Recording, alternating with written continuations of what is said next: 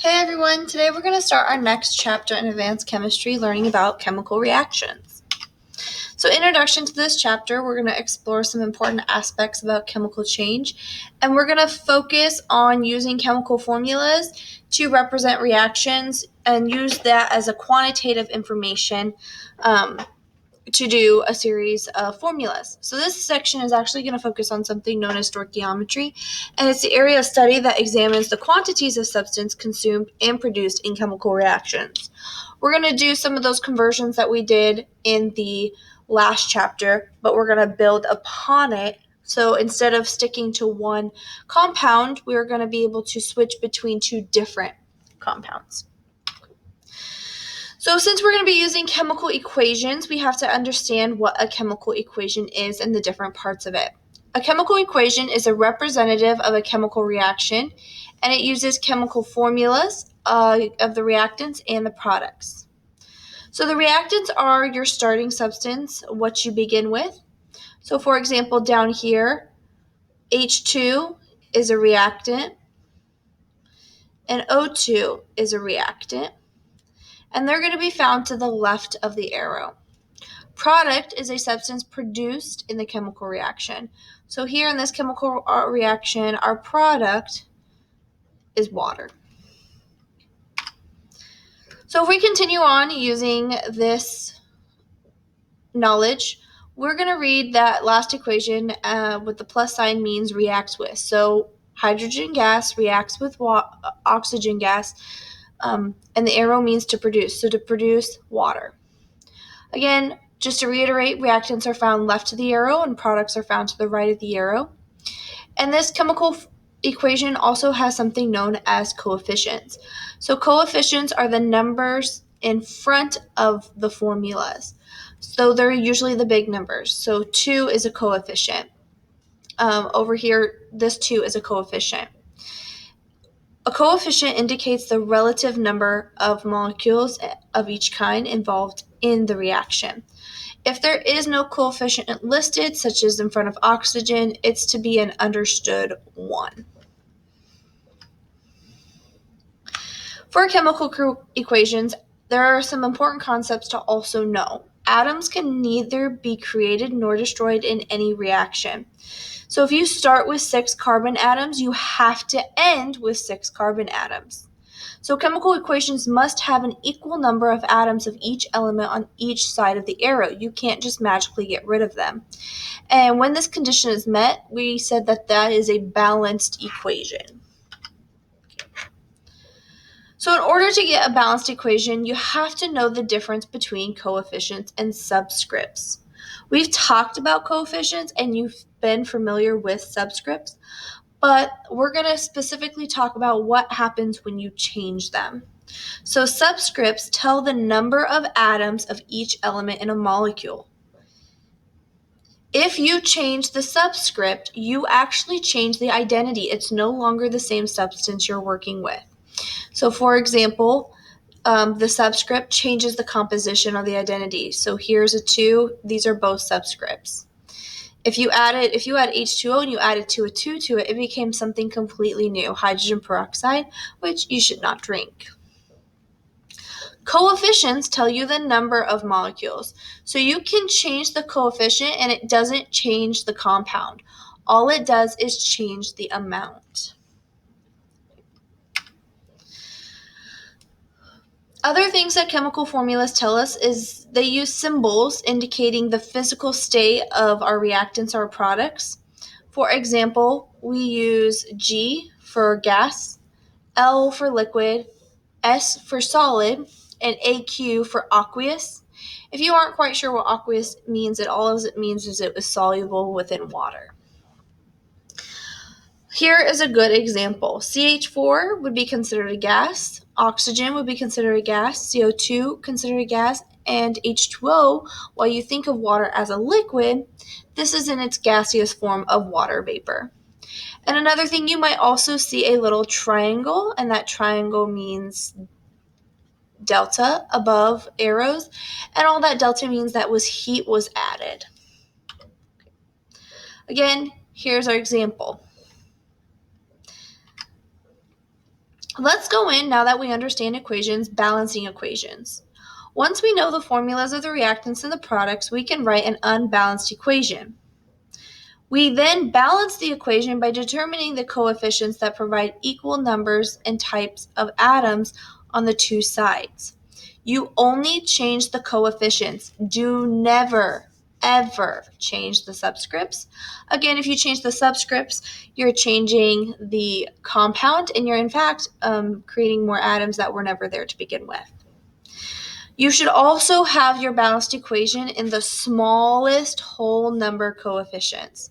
So again, if you have balanced it with a 2, 2, 2, and 2, you have to reduce that to 1. Here's some practice where we can balance equations. So over here, up for the first one, I'm going to make note of what I have on my left side and what I have on my right side. My three elements I have on my left side are carbon, hydrogen, and oxygen. And of course, you can never create or destroy atoms, so you also have to have that on your right side. So right now I have 1 carbon, 4 hydrogen, and 2 oxygen. Over here on the right, I have 1 carbon, 2 hydrogen, and 3 oxygen. You can look, and these have to be the same when it is balanced. So right now our carbon is balanced, but our hydrogen is not, and our oxygen is not. So this side, my hydrogen has 4, and this one, it has 2. So whenever you stick a coefficient out front, 2, you're multiplying these numbers. So 2 times 2 changes this one to 4. Okay, awesome. My carbon is now balanced. My hydrogen is now balanced. Then you start looking at your oxygen. Oh no, my oxygen is not balanced. Right here, my oxygen, since I added a 2 here, changed to be 4. So I have 2 oxygen. 2 oxygen gives me 4. And this side only has 2. So in order to balance that, I have to put a 2 out here in front. So 2 times 2 gives me 4. Now I can check. 1 carbon, 1 carbon. 4 hydrogen, 4 hydrogen. 4 oxygen, 2, 3, 4 oxygen. Everything else would get the coefficient 1 or would not be located there. Another good one is the bottom one. So over here on the left-hand side, we're starting with oxygen and nitrogen, and we're ending with oxygen and nitrogen. So I'm starting on the left-hand side with 2, 3 oxygen and 1 nitrogen. Over here, I'm starting with 1 nitrogen and 2 oxygen. One little hint I can give you when you're doing this is leave the element by itself to be done last.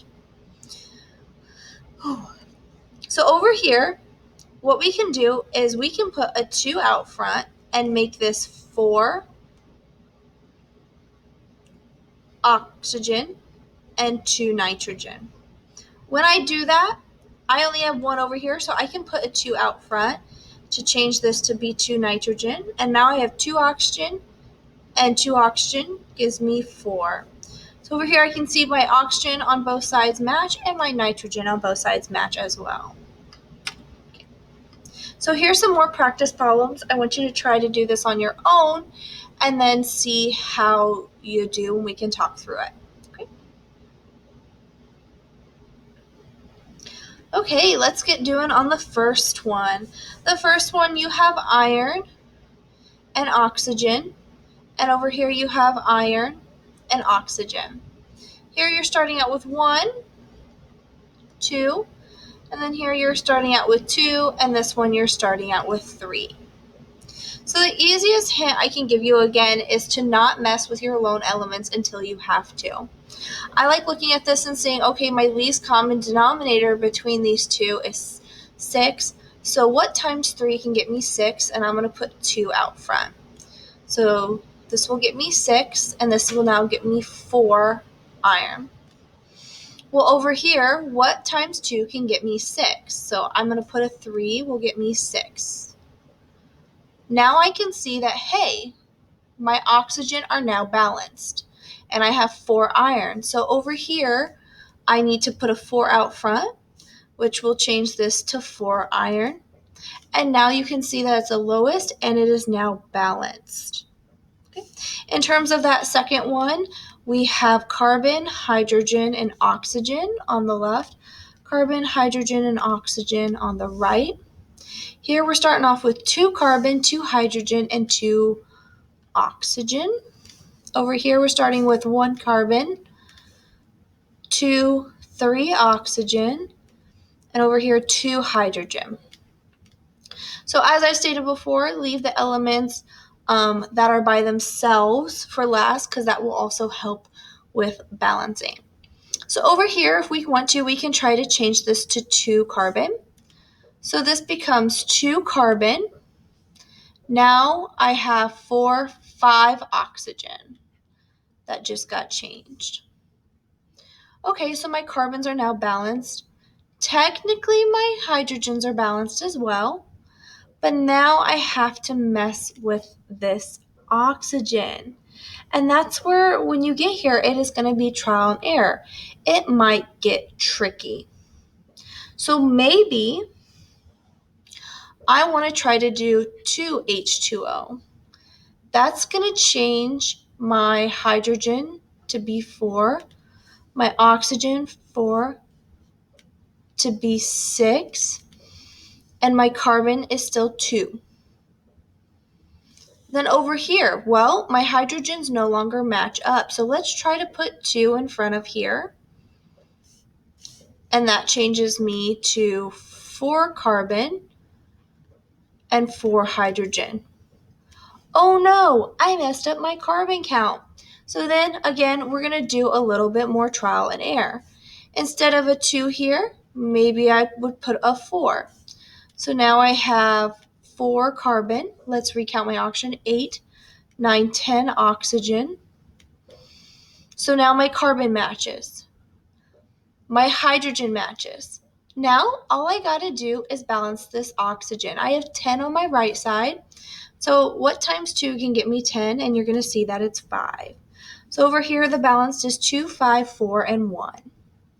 The last one we're going to do for your example is on the left side you got aluminum, hydrogen, and chlorine. Aluminum, hydrogen, and chlorine. Again, leave your lone elements for last. So right here on the left-hand side, you have 1 aluminum, 1 hydrogen, and 1 chlorine. 1 aluminum, 2 hydrogen, and 3 chlorine. So our only one that's not a lone element is chlorine. I have 3 over here, so I can put 3 over here. This changes my chlorine to 3 and my hydrogen to 3 as well. Okay. Well, that messes up my hydrogen count. So let's kind of fix that. Over here I have 3, and over here I have 2. So what's my least common denominator, which is 6? So what times 2 gets me 6, and we're going to learn that it's 3. So I now have 6. Over here I have to change this to be 6, because what times 1 gets me 6? So now I have 6 hydrogen over here as well. Okay. This also affects my chlorine since chlorine's part of this equation, and I have 6 chlorine. So I've mashed up my hydrogen, but my chlorine's out of balance. So now over here, what times 3 will get me 6? And if you put 2, you are correct. So now I am up to 6. I have hydrogen matching and chlorine matching. And that 2 also affected where I have 2 aluminum. So it's my last one I have to match. And when you actually go and match this, you'll see that there's 2 aluminum over here. The last thing we're going to touch up on is types of chemical reactions. So the different types we're going to look at is combination, decomposition, single replacement, double replacement, acid-base reactions, and combustion reactions. So a combination reaction is where 2 or more substances react and form one product. So the general equation are two things become one. Some examples are magnesium and oxygen can react to make magnesium oxide. Nitrogen gas and hydrogen gas can make ammonia. And then you have over here C3H6 with Br bromine can react to form C3H6Br2. So it forms one thing. Decomposition reactions means that you're breaking down something. So it's where one substance breaks down into two or more substances. So CaCO3 becomes calcium oxide into carbon dioxide. Potassium chlorate becomes potassium chloride and oxygen gas. And sodium nitride becomes sodium and nitrogen. The next one is single replacement. You might also see it be called displacement. Those words are used interchangeably. What happens is usually you have a single free element, and what it does is it's replaced with one of the elements in the other compound. The free element is usually replacive because it's more reactive, and we're actually going to get into that when we cover section 4 next semester.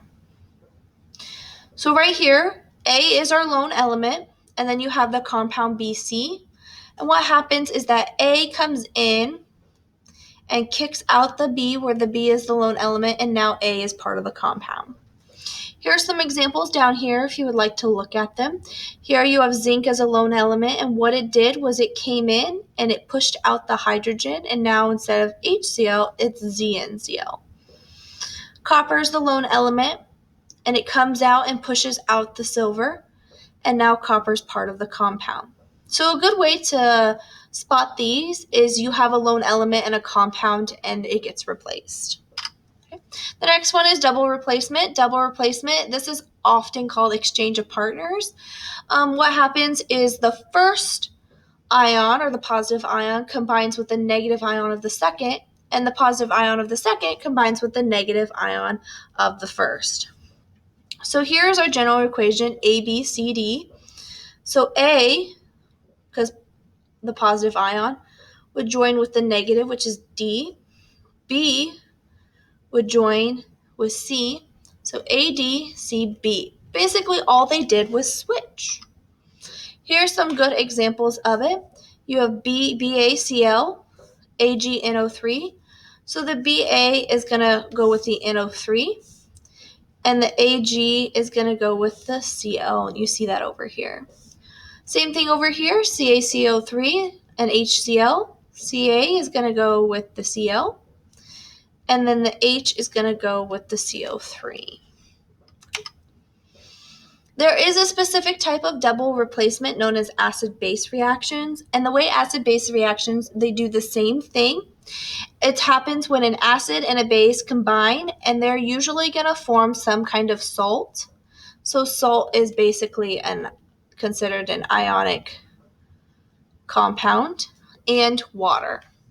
So what happens here is the hydrogen combines with the OH to make H2O, and the K combines with the Br, KBr.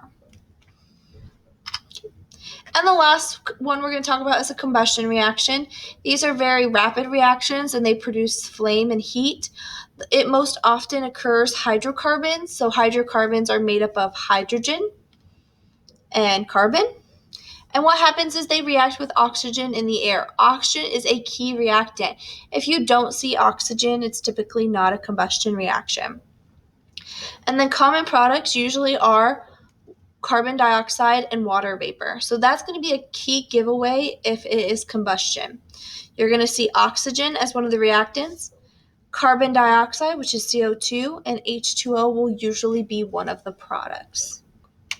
So that's the end of the lesson.